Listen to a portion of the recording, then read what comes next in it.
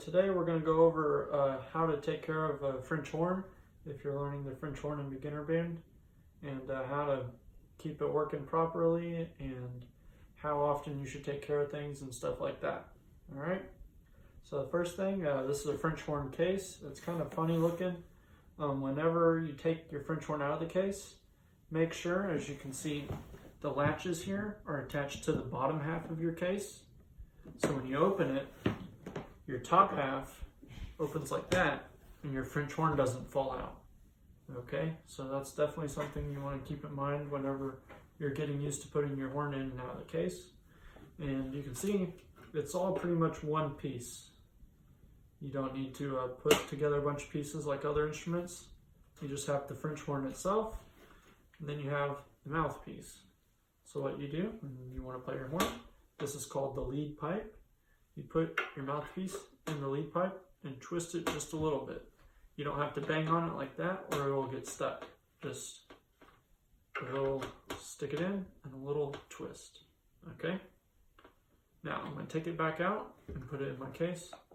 It goes in like that. That's how you put it away. Alright, so that's how you put together your French horn. That's how you take it apart and put it back in the case. Whenever you want to take care of your French horn, these are called rotary valves. They, if you know about other brass instruments like trumpets, they have something called piston valves that will go up and down. But a rotary valve, when you press it, inside it's actually spinning. So it's different from trumpet and baritone valves, and we call them rotary valves. And because they're a different kind of valve, they require a different kind of valve oil. Now what I use is something called rotor oil.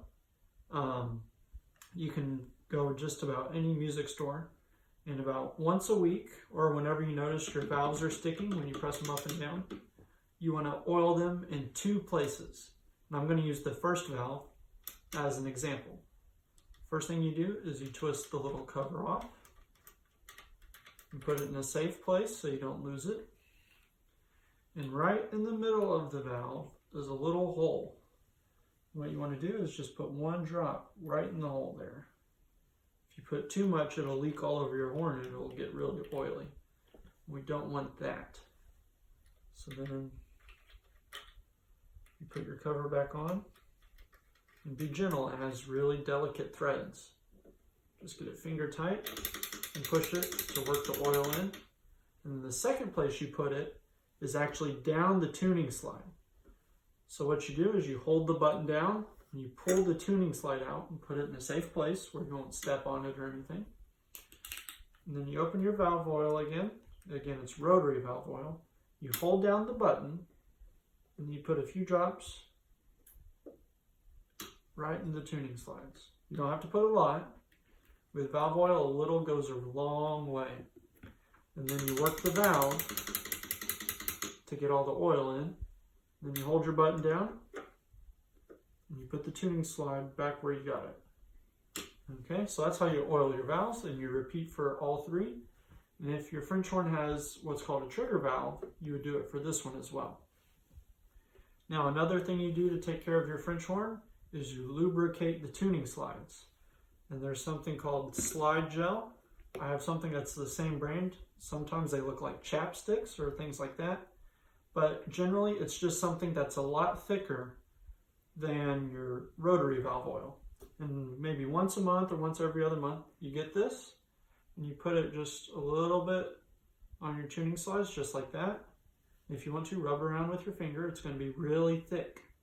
Kind of like if you left syrup in the refrigerator overnight, that's about what it would feel like.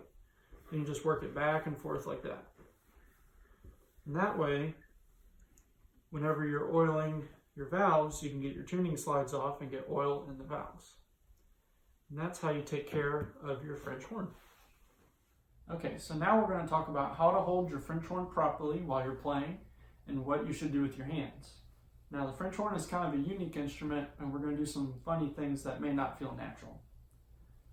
So the first thing you do when you take your French horn out of the case, we're going to pretend mine's still in the case, is you take it out and maneuver it around very gently where the bell, this big open end right here where the sound comes out, is going to sit on your right leg, and then the side with the valves is going to sit on your left leg, kind of like this, okay? Then you take your mouthpiece, and like we talked about before, stick it in the bell, and if you feel more comfortable giving it a little twist, that's okay, but you don't really have to.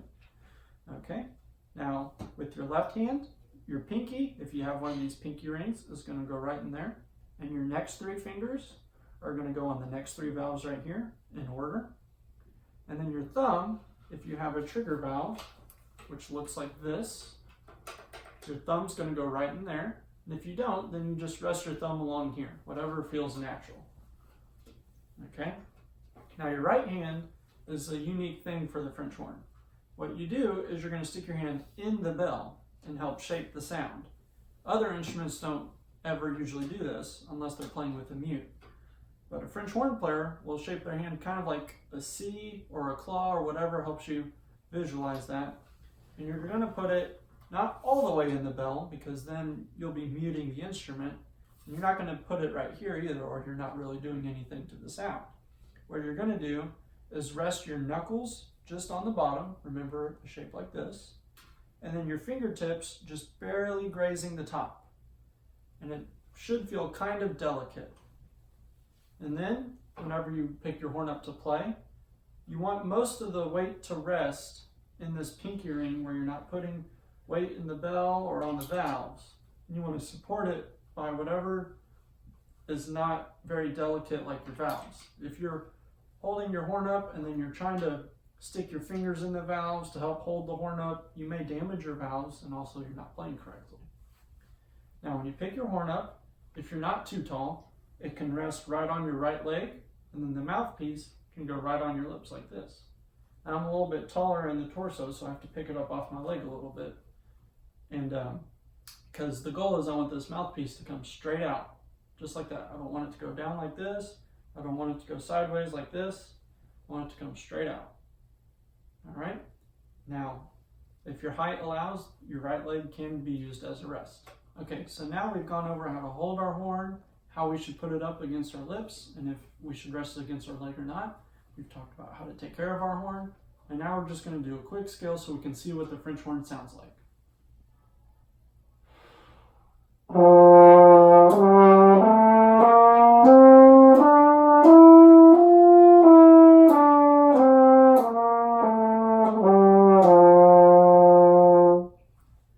And we'll get some more lessons out so we can start doing that ourselves.